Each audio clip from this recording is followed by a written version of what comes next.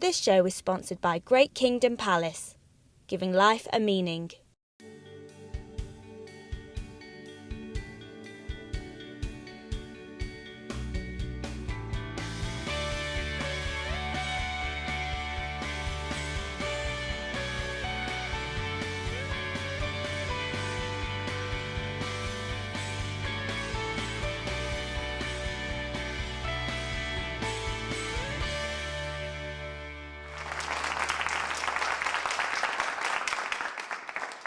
Welcome everybody to the Amit Kainth Show, Get Closer to the Truth. Today's topic is all about personal transformation. And I want to basically talk to you about why well-being is such an important thing. So today we're going to talk about what is well-being. How do we implement financial and personal well-being into our daily lives? Now today's guest is a well-being coach, he's a motivational speaker, he's worked for two of the largest technology companies in the world, and he goes around to corporate companies teaching employees on how to implement well-being into their lives and how to live a balanced life. And also, he's been trained by Deepak Chopra in the US. So let's please welcome Cesar Gamio. How are we doing? You okay? Thank you for having me. Take a seat. Thank you. So thank you, Cesar, for coming on to the show. Absolutely. Thank you for having me. So tell me your journey, because it's fascinating, and how you got to where you are today. So tell me. Ooh. Well, I was born and raised in Peru, and I was very ambitious from early on in my life, and I decided to get a degree in international business in the US. So I traveled to America, I got a degree in international business, and then because of my grades, I managed to get a full scholarship to finish my degree in Japan, actually. And I finished my degree in Japan in 1993, and I was very eager to conquer the world, right? So for 20 years, I worked in the corporate space. Out of those 20 years, 15 I worked for Microsoft and Motorola. And very early on in my career, like I said, I was really ambitious and I didn't mind working 60, 70 hours a week. Until one day, after coming back from a business meeting, I realized as soon as I walked into the office, I picked up a magazine and I couldn't read the cover of the magazine, and I realized that I couldn't see. So I stepped out of the office, I got into my car, and then I realized that I couldn't drive because I couldn't see. So I had to swallow my pride and call my mom and ask her to pick me up. Took me to the hospital, and to make a long story short, I was diagnosed with acute stress at the age of 27. Wow, that's a young age. Exactly, yeah. And I said to myself, how come I got to this stage of being so stressed and affecting my health at the age of 27? What's going to happen when I turn 35 or 40? Yeah. Am I actually going to get to 40? Wow. So that's when I started, going to therapy. I bought every single self-help book. I bought every DVD, audio seminar, whatever.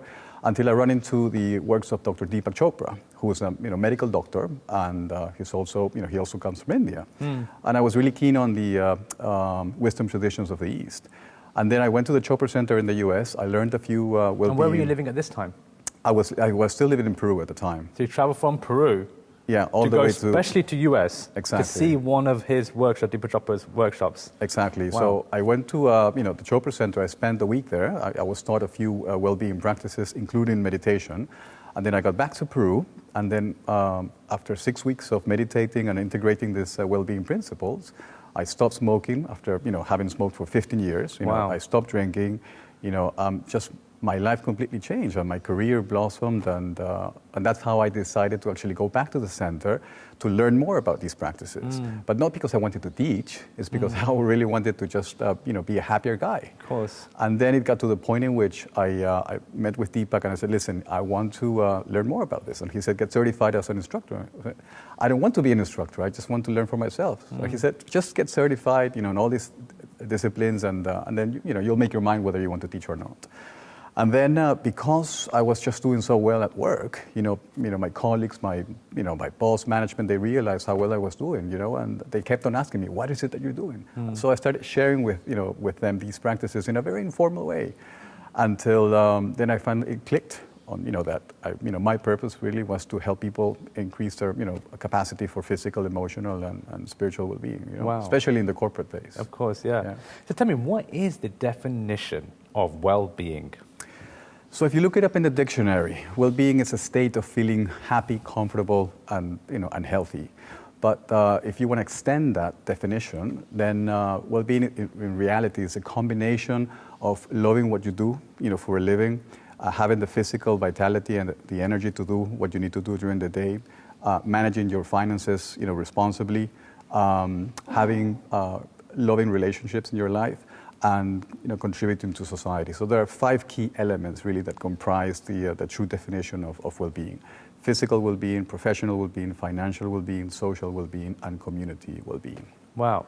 So we talk about those 5 elements because obviously they're on your website, and that's my next question.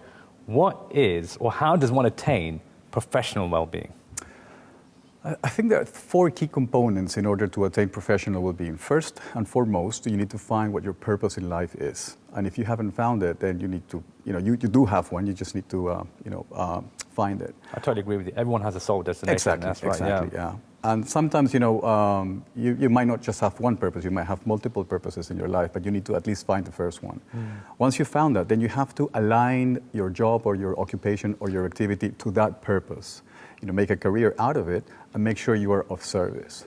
So if you incorporate those 4 components, so purpose, job, career, and being of service, that's how you can attain professional well-being. Wow, and that's very powerful. Now, in the first part of that, you said, you've got to establish what your sole purpose is. Now, thank God you found your sole purpose, and now you're on your journey in terms of helping people.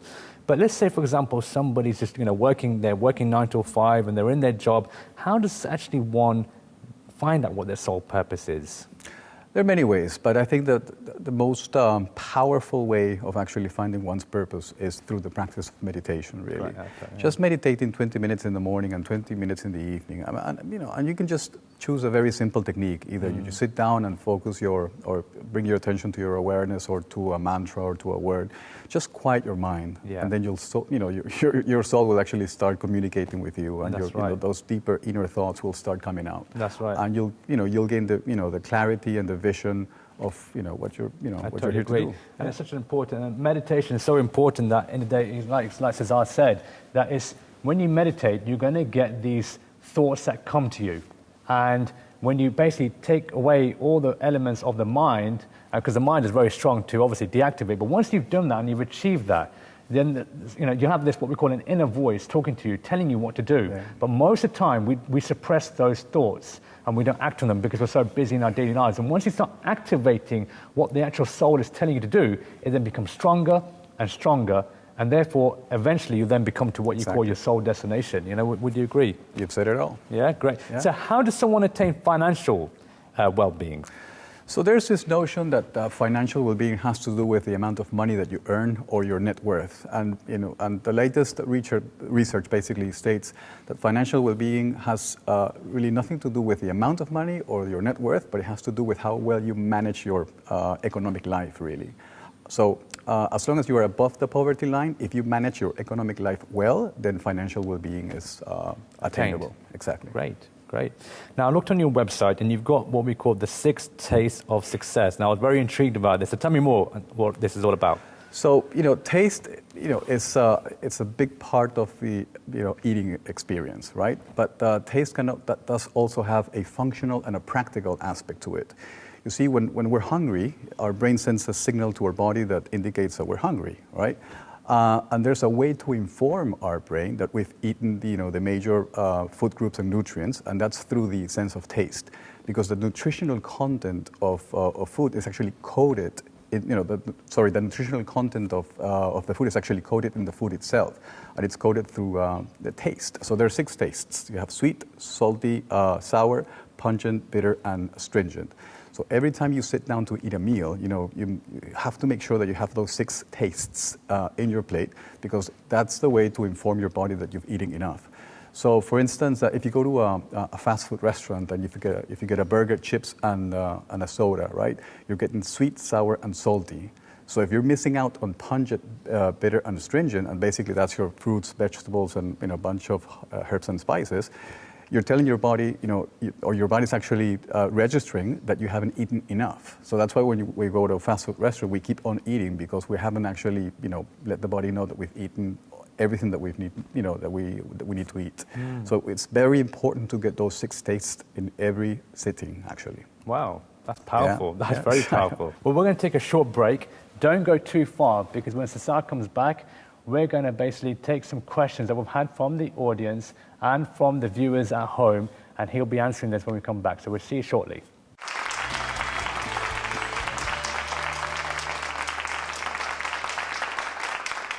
Welcome back to the Amit Kainth Show. Now, just before the break, we were talking to Cesar, Gamio, and we explained to us really kind of what well-being is and how we can implement that into our lives. But now we've got some questions that have come from the viewers, and we're going to basically come and answer them. But before I do that, I just want to talk to you a little bit about the corporate work you do. Yep. So tell me more about that. So basically, I help them with how to deal effectively with stress, how to increase their productivity, how to attain higher levels of performance, how to increase their intuition and creativity. So a number of different things.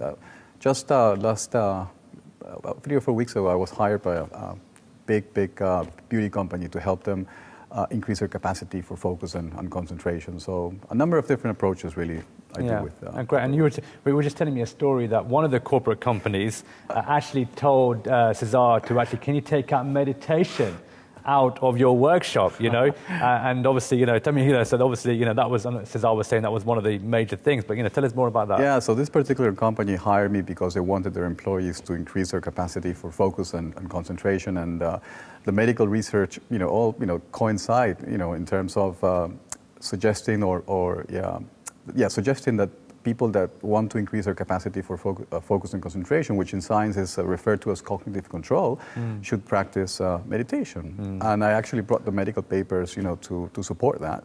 And they had to agree to it, But once they had the experience, they absolutely loved it, and now they want to replicate it, to the different management groups within the company. That's right. So it's going beyond, the myths surrounding meditation. And once they realize the value of it, then they just want more of it, really.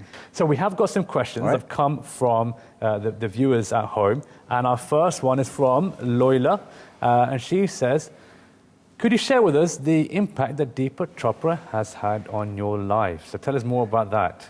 Massive. I mean, first of all, Deepak is a medical doctor, and that's important to me because of my training and the type of work that I've done. I'm very analytical, very rational about how I approach things. So I really wanted to find someone who could actually talk to me in scientific terms, in terms of how I could improve my well-being. So, and in addition to that, as I've mentioned before, he comes from India, so he brings all this, baggage of the wonderful Eastern wisdom traditions of the East, and he's written more than 80 books. I've read almost all of them. He's been a personal mentor of mine, and he's been guiding me throughout this process for now 10 years. And obviously, you also do the workshops, right, as well? Yep. Yeah. So you do workshops, you do one-to-one coaching, and you also do keynotes. The keynote speech. So if someone wants to get hold of yourself, how do they do that? Oh, they can just go to my website. It's my name, CesarGamio.com. Okay. I'm on Facebook, on Twitter, on LinkedIn, and all social media, and so I have multiple points of contact, really. Great, excellent. So our next question from the viewers is, what is more important, financial well-being or social well-being? And this question comes from Raj in Northampton. Interesting question. So again, financial well-being is basically how well you manage your economic life, and social well-being has to do with the quality of your relationships and if there's love in your life. So both are equally important, and you can actually work on both at the same time. Now, having said that, there's this notion that in order to be happy, you need to be successful, right? But science now says that you have to be happy first, and then success will come your way. That's so I would say you need to work. You can work on both at the same time, but make sure that you're happy first if you want to be successful. Great. So that's a good. So in terms of you have at the beginning of the show, you were saying there was 5 key elements, wasn't there? Yeah. So financial is one of them. Social is one of them. What's the other 3? Physical, professional, financial, social, and community well-being. So in your opinion, which one would come first? Arguably, professional well-being, because 60% of our waking time, we spend working. But I would say that all of them are equally important. But make sure that you find your purpose, and make sure that your activity, occupation, and your job are, it's aligned with that kind of purpose. And make sure you are of service to, to other people. And if you manage to do that, then all of the other 4 elements will be positively impacted by it. So let's say, for example, somebody is at work at the moment, and let's say, for example, they're not happy. What do they do? First of all, they should not conform. They should not think that that's the only option they've got in life, First, they have to come to the realization that they're not happy. And once they internalize that, they can, start, first of all, engaging in a meditation practice, in a daily meditation practice. That'll give them the clarity, the emotional clarity, the mental clarity in order to decide, what the next steps are. But first and foremost, they need to make sure that they're not going to conform. And that they want something better, and to make a conscious decision that they want something better for themselves, and take on the meditation practice. Yeah, no, I totally agree. Meditation is definitely very Absolutely. key. That's Very key. I totally agree. So our next question is from Lisa, and she's from Nottingham. Can you give me some tips and advice on how to sit still and meditate? We're just talking about meditation, right? Exactly, So how do you meditate? Well, so there are literally hundreds and hundreds of meditation techniques. I was just recently in India, and I went to a meditation center run by the Osho community. And there are just 125 meditation techniques just in that particular center. Wow, so 125? Imagine. Wow. So the meditation technique that I use is basically a silent meditation in which I use a mantra or just a group of words that allows me to bring my attention to anchor my attention, to the present moment. So if people are uncomfortable with using words they don't understand, they can use I am as a mantra. I've heard of that one. I am, yeah, yes. I am. Yeah. Not I am Amit, because Amit has a history. So just I am, right? I am, yeah. Or they can just focus their attention on their breath. So some kind of anchor, right? So if they're using a mantra, they can just close their eyes and just repeat that mantra. So the mantra that I sometimes use, which is a generic mantra, is so hum. So I just close my eyes, I sit comfortably with my feet, both feet on the floor, my hands in a very comfortable position, my back straight. I close my eyes and I just repeat silently. I'm just going to say it out loud because, I just want people to hear the mantra. And I just go, so hum, so hum. And if my attention, drifts away to a thought or to a noise in the environment or to a sensation in the body, I just gently bring it back, so hum, so hum. Or you can do it with the breath or with I am. Try that for 20 minutes. And what is 20 minutes? 20 minutes is not a lot of time to give up in the morning or even in the evening. And actually, you can get started with 5, You can get started with 5 minutes, for a week. And if you're able to, sustain that, then you can move up to 10 for a week. And if you're able to sustain that, you can move up to 15. And build it up. It's recommended to do it 30 minutes. I do a practice that's a little longer than that. But even if you do 5 minutes, you'll feel the change, really. And do you have to be sitting down on the floor, or can you do it on a chair? Or comfortable, just like this. You don't need to be cross-legged. I mean, other meditation techniques require, a number of different things. But, if you sit comfortably, both feet on the ground, your hands on your lap, you have to be comfortable and make sure your back is straight.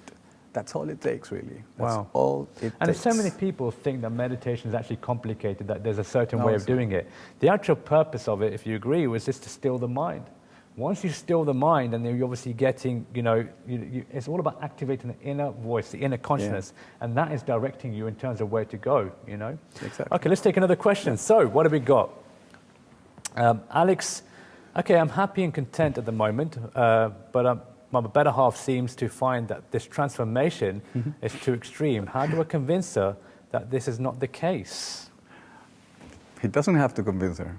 There's no need in defending that. I mean, if I'm, going through a process of transformation, and if I'm happy, and if someone thinks that, it's too extreme, who cares? True, very true. Who cares, really? Yeah. And eventually they'll realize, that they're going to want whatever I'm doing, and that's been, my whole life experience, really. But what happens though? We're in that case, and obviously we're in a relationship, and obviously if they are not accepting that, obviously, I'm doing this meditation, or I'm accepting to move to try and find my spiritual, because it does happen. Obviously, partners don't align together. There's always one partner going to it, and if they do find that they are getting negativity, what do you suggest?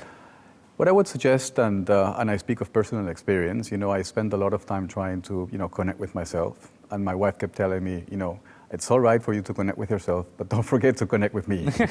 And she had a point. She had a valid point. And once I became aware that I was perhaps focusing a bit too much on connecting with myself, side of things. Then I realized, I said, you know what, you're right. And so I've balanced things out. You've balanced it out. Exactly. So basically, obviously remembering to take, to obviously spend time with the other half, but at the same time, doing your bit on spirituality, exactly. So having that 50-50 balance, if you like. So I've toned down on the silent retreats and going away to ashrams, so now there's a perfect balance. But communication is key. Yeah, really. no, of course, yeah, totally. Well, that's the end. We've got now. So, Cesar, can you tell the audience and the viewers how they can get hold of you? You can go to my website, www.cesargamio.com, or you can find me on Facebook, Twitter, LinkedIn, or just Google my name and you'll find me. Great. Well, thank you guys for tuning in. So that's all we've got time for today. So if you would like to be a guest on this show, or if you'd like to be part of the audience, we'd love to have you here. Do log on to allthews.amitkainth.co.uk, or you can check out some videos on YouTube and subscribe to that. Other than that, we'll see you next week for more Get Close to Truth. Thank you so much.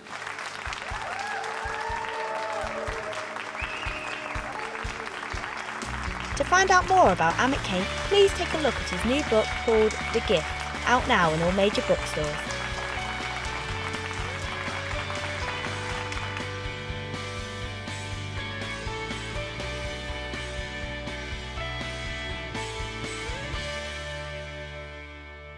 This show is sponsored by Great Kingdom Palace, giving life a meaning.